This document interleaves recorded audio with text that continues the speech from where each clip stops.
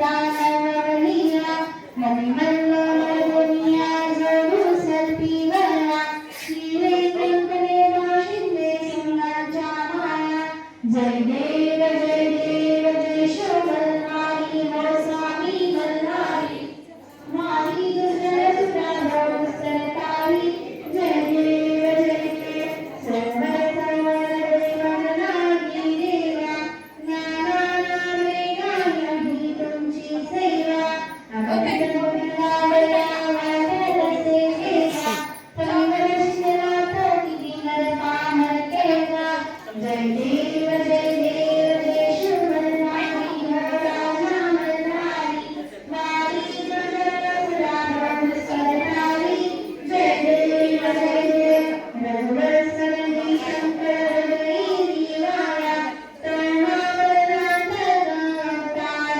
झाला या रामिया रे भावे रळीला रामी रामनाथा जग वेगळा जय देव जय शिवमल्हारी हो साचा मल्हारी मारी दुर्जय सुराधो सरकारी जय देव जय जय भागवता श्री कृष्णा शब्द रूप भगवंता जय जय भागवता विष्णु पदेसी ब्रह्मासी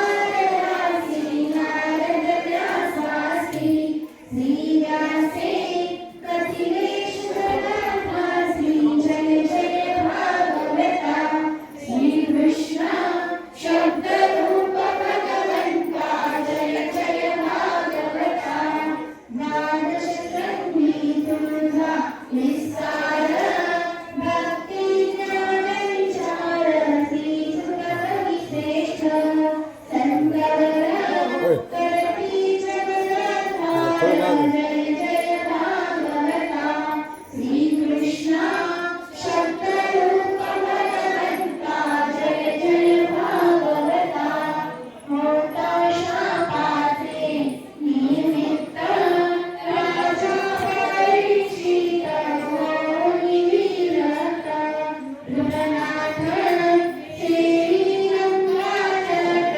जय जय भागवता श्री कृष्णा शब्द रूप भगवंता जय जय भागवता त्यासी पुण्य भरे शुभ भेटी सर्वकाई विभीषणे उद्धरिता परीक्षिती दंडे दंडे शोकोटी जय जय भागवता श्री कृष्णा शब्द रूप भगवंता जय जय भागवता श्री सुखशोणता सांगती भक्ती ज्ञान विरक्ती श्री गुरुवाणी गती संक्षेपे ओवी रूप मराठी जय जय भागवता श्री कृष्णा शब्द रूप भगवंता जय जय भागवता